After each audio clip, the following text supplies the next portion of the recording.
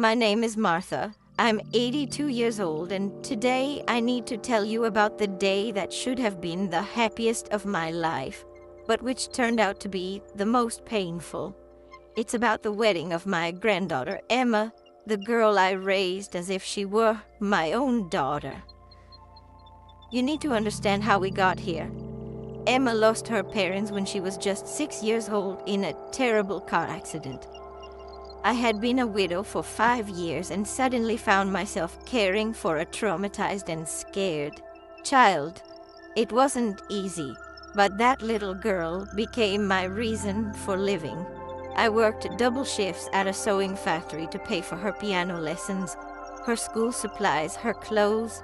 Every penny I earned was spent thinking of her. Emma was always special, intelligent, loving, full of dreams.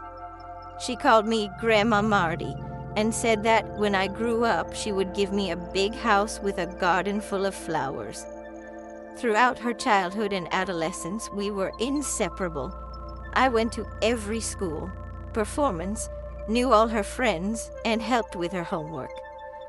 When she decided to go to medical school, I sold my house and moved into a smaller apartment to help pay for her tuition. Everything changed when Emma met Richard in college. He came from a wealthy family, very wealthy. At first, Emma still visited me regularly, telling me about him and seemed happy, but gradually the visits diminished. First, it was once a week, then bi-weekly, then only on holidays. When she graduated and got a job at the private hospital where Richard's father was director, the visits became even more rare. I tried to understand. Emma was building her life, her career. It was natural for her to get busier, but deep down, something ached. The few times we spoke on the phone, she seemed different, distant. When I asked about Richard, she quickly changed the subject. The proposal happened 2 years ago. Emma called me excitedly, telling me that Richard had proposed to her at a very expensive French restaurant. I cried with joy, not because of the wealth, but because my little girl had finally found someone who made her happy. At least that's what I thought at the time. The wedding preparations were complicated. Emma told me it would be a small, intimate ceremony with just close family and friends. I offered my full support, even though I knew my retirement wouldn't allow for large financial contributions. She said there was nothing to worry about, that everything was being taken care of by the groom's family. In the months leading up to the wedding, I barely saw Emma. She was always busy with dress fittings, tastings, and meetings with event planners. When I asked if I could help with anything, she always said she had everything under control. I felt a bit useless, but I tried to understand that times had changed, that weddings today were very different from my own. A week before the wedding, Emma finally came to visit me. She was beautiful, thinner, wearing expensive clothes I'd never seen before. But there was something in her eyes, a sadness I knew well. I tried to talk to her, ask if everything was okay, but she brushed it off, saying it was just typical bridal nerves. It was during this visit that she handed me the invitation, an elegant, heavy card with gold lettering. When I opened it and saw that the wedding would be in a fancy church across town, followed by a reception at an exclusive club, my heart sank. It wasn't the kind of place I frequented, not the kind of people I knew. "Grandma, you'll be there, right?" Emma asked, but there was something strange in her voice, like she wanted me to say no. "Of course I will, my love. I wouldn't miss my granddaughter's wedding for the world." She smiled, but the smile didn't reach her eyes. On the wedding day, I woke up at 5 in the morning. I'd spent the entire week getting ready. I bought a simple yet elegant navy blue dress, spending almost half of my monthly pension. I went to the salon for the first time in years to get my hair done. I wanted to look beautiful for Emma's special day. The taxi dropped me off in front of the church at 2 in the afternoon. The wedding was scheduled for 3. The church was imposing, with colorful stained glass windows and architecture that left me feeling intimidated. Luxury cars were parked everywhere. Men in suits and women in expensive dresses entered in groups, chatting and laughing. I walked toward the entrance, clutching my small purse tightly. The doorman, a young man in a tuxedo, stopped me. "Do you have an invitation?" I showed him my invitation, my hands shaking a little. He checked a list and let me pass, but I noticed his strange look. I definitely didn't fit in. I entered the church, and it was like I'd arrived in another world. Huge white flowers decorated the entire space. There was a red carpet down the center aisle, and the pews were filling up with people who looked like they'd stepped out of a socialite magazine. I looked around for someone I knew, for someone who could show me where to sit, but I didn't recognize anyone. Absolutely no one. Where were Emma's childhood friends? The teachers she so admired, the college classmates I knew from graduations? I headed for one of the middle benches, thinking it would be appropriate. Immediately, an elegant middle-aged woman approached. "Excuse me, these seats are reserved for the groom's family." "Oh, sorry, I'm the bride's grandmother." She looked me up and down, clearly surprised. Well, then you should sit back there." He pointed to the last pews near the back of the church. I walked there, feeling all eyes on me. People were whispering, and I was sure it was about me. My simple clothes, my age, the fact that I was alone. I sat in the last pew and waited.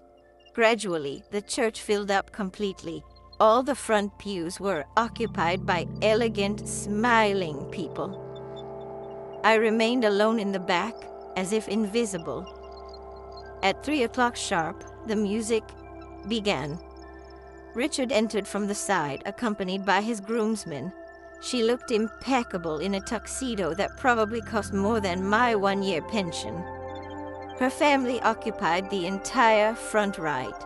On the left side, which was supposed to be the bride's family, were some people I didn't know. I later discovered they were co-workers from the hospital and some newer friends. But where was Emma's story? Where were the people who watched her grow up? Then the wedding march began. The bridesmaids entered, all wearing pale pink dresses and smiling. I recognized them from the photos Emma had shown me. They were friends from medical school. And then she appeared, my Emma, my girl. She was absolutely stunning. The dress was a dream, all hand-embroidered, with a long train that seemed to float. The veil was like a cloud around her head. She was radiant, but when our eyes met for a second, I saw something that broke my heart. It was as if she were apologizing. She walked down the aisle alone. Alone. This hurt me more than I expected. I should have been there beside her, or at least in the front row, watching my granddaughter get married. But I was hidden in the back like an intruder. The ceremony was beautiful, I can't deny it. The priest spoke about love, commitment, and family. But every word about family was like a stab in the chest. I looked around and realized that I was literally the only person there who truly knew Emma's story. The only one who had seen her take her first steps after her parents' accident. The only one who had spent nights awake when she had nightmares. The only one who had sold her few possessions to ensure she could go to school. When the time came to say her vows, Emma spoke of how grateful she was to have found a new family, to have people who loved her and supported her dreams. She thanked Richard's parents for welcoming her as their daughter. She didn't mention my name once. Tears began to stream down my face, but I tried to be discreet. I didn't want to cause a scene at my granddaughter's wedding. A few people around me looked at me curiously, wondering why this strange woman was crying. The ceremony ended with the traditional greetings. Emma and Richard left the church smiling, receiving rose petals and congratulations from everyone. I remained in my seat, waiting for the church to empty a bit before approaching them. When I finally got close, Emma was posing for photos with Richard's family. They looked picture perfect, all tall, elegant, and smiling. I waited patiently. "Emma, darling," I called softly. She turned around, and for a moment her face lit up with the genuine smile I had known since she was little. "Grandma, you made it." "Of course I did, my love. You look beautiful, absolutely beautiful." She gave me a quick hug, but was soon pulled away by the photographer for more poses with the groom's family. "We'll talk later at the party, okay?" she said over her shoulder. I stood there, watching the photos, being taken, dozens and dozens of photos. The groom's family, the groom's school friends, co-workers, groomsmen, and bridesmaids. I wasn't asked to be in any of the photos. The bus that would take the guests to the reception arrived. It was a luxury bus with air conditioning and leather seats. I climbed in and found a seat. Once again, I felt out of place. People chatted animatedly about their glamorous lives, their international travels, their investments. The club where the reception was held was even more impressive than the church. Vast gardens, halls decorated with crystal chandeliers, waiters serving champagne in crystal flutes. Everything was beautiful, but also very cold. I looked for my table.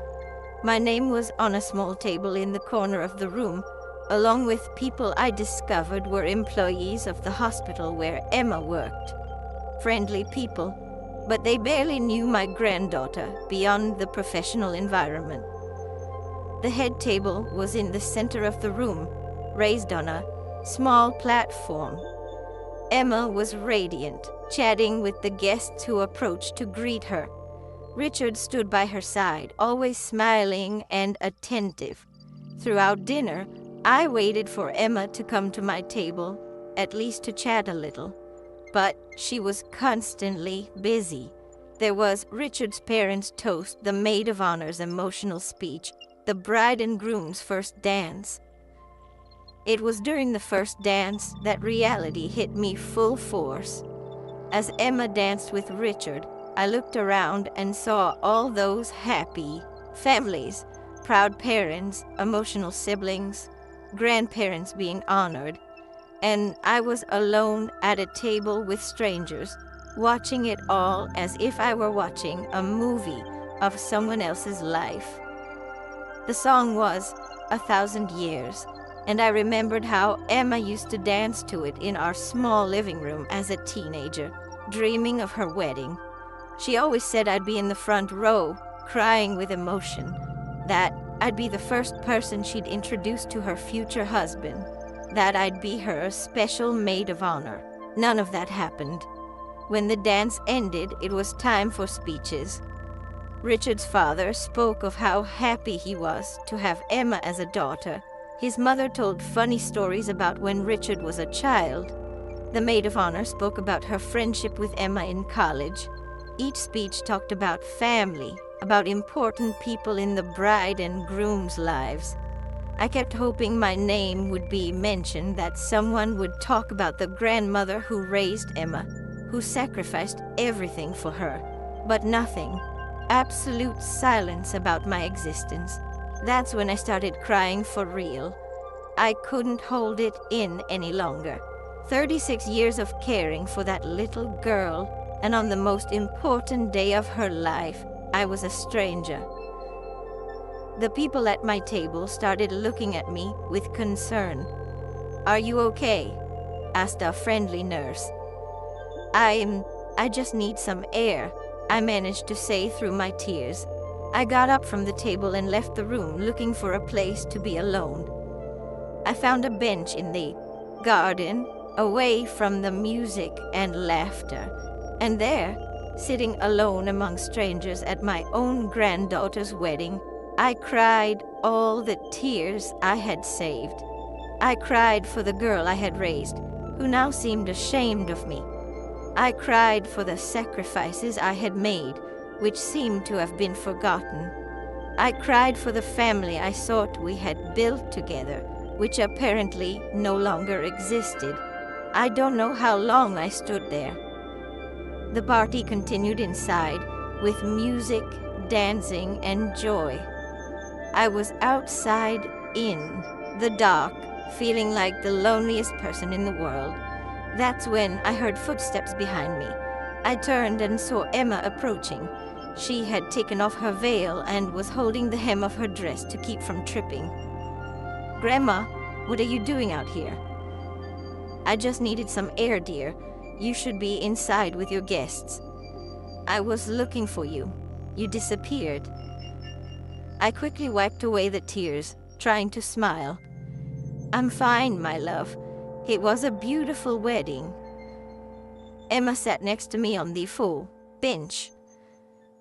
For a moment, it was as if we'd stepped back in time to those nights when she was little and would come talk to me about her fears and dreams. "Grandma, I know things are different." "No need to explain anything, Emma. You're grown up. You have your own life now. But I didn't want you to feel forgotten." I finished the sentence she couldn't finish. She lowered her head, and I could see tears in her eyes, too. "Richard's family, they're very traditional. They think that poor, uneducated grandmother doesn't fit in with the family's new status." Emma didn't answer, but silence was answer enough. "Emma, I don't care about money or status. I just wanted to be present in your life. I wanted you to be proud of me, of our story." "I'm proud, Grandma. You don't know how much." "So why do I feel like an intruder at my own granddaughter's wedding?" She started crying for real then, and I instinctively hugged her like I did when she was little. "I don't know how things got to this point." She sobbed into my shoulder. "I don't know when I started feeling ashamed of our simple life, when I started thinking you wouldn't fit into the world I was building. Maybe because you forgot that it was this simple life that brought you here." We held each other for a few minutes, crying together. It was the first time in years that I felt like I had my granddaughter back. "I'm so sorry, Grandma. I'm so sorry." "I know, honey. I know. How can I fix this?" I looked at her, at that beautiful woman I had seen grow up, and I felt a mixture of sadness and immense love. "You can't go back in time, Emma, but you can decide what kind of person you want to be from now on. I want you to be a part of my life, of our life." "And Richard, does he agree with this?" Emma was quiet for a moment. "Richard is going to have to understand that you are important to me, that you are my family." "What if he doesn't understand? Then he doesn't really know me." At that moment, I saw a sparkle in Emma's eyes I hadn't seen in years. It was the determination of the girl I knew, the courage that enabled her to overcome the loss of her parents and build a new life. "Grandma, would you like to really meet Richard? Not as the grandmother who was on the guest list, but as the woman who raised me and made me who I am." "I would love to, dear." We walked back to the reception hand in hand. Emma led me straight to the head table where Richard was chatting with his groomsmen. "Richard, I want you to meet someone very important." He turned, clearly surprised to see Emma holding hands with an elderly lady. "This is Martha, my grandmother. Not just any grandmother, but the woman who raised me after my parents died. The woman who worked double shifts to pay for my education. The woman who sold her house to help me through college. The woman who taught me everything about love, sacrifice, and true family." Richard looked at me with new eyes, and I could see that Emma had told him a heavily edited version of our story. "It's a pleasure to meet you, Mrs. Martha. Emma spoke highly of you." "No," Emma interrupted.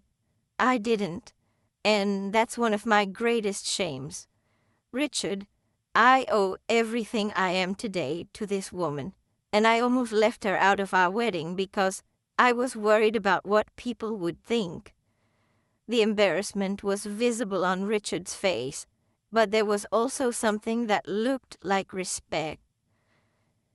"Then we owe a special toast to Mrs. Martha," he said, raising his champagne flute. Emma took the microphone and asked all the guests for their attention. "I'd like to make a special toast to someone who should have been mentioned much earlier tonight. This is Martha, my grandmother. But more than that, she's my mother of the heart. She's the woman who raised me, who sacrificed everything for me, and who deserved to be here by my side from the very first moment." The room fell silent. I could feel the curious stares, but I also saw genuine smiles on some faces. "Grandmom, would you like to say a few words?" My heart was pounding so hard I thought it would explode. I had never spoken in public to so many elegant people. I just want to say that seeing Emma happy is all I've ever wanted in life. Richard, you're gaining an extraordinary woman. Take good care of her, because she's my greatest treasure." The applause was warm, and several people approached me afterwards to talk, wanting to know Emma's story that they didn't know. The rest of the night was completely different. Emma insisted I dance with her, be part of the bouquet toss, and be in the final photos. Richard, to my surprise, was very kind and respectful, making a point of including me in the conversations. When the party was over, Emma walked me to the taxi. "Grandma, I want you to know that this will never happen again. You will never feel forgotten or left out again. I just don't want you to get in trouble because of me. If someone has a problem with the woman who raised me, then they have a problem with me too." We said goodbye with a tight hug, and on the way home I reflected on everything that had happened. It was painful to realize that the girl I'd raised had become ashamed of me, of our simple life, of our history of struggle. But it was also comforting to see that deep down, the Emma I knew was still there. She just needed to be reminded of who she really was. Today, 6 months after the wedding, our relationship is slowly rebuilding. Tinty visits me regularly. Richard has shown himself to be a genuinely kind person, and they plan to include me in all the important occasions of the new family they are building. I've learned that sometimes the people we love can hurt us deeply, not out of malice, but because they lose their way.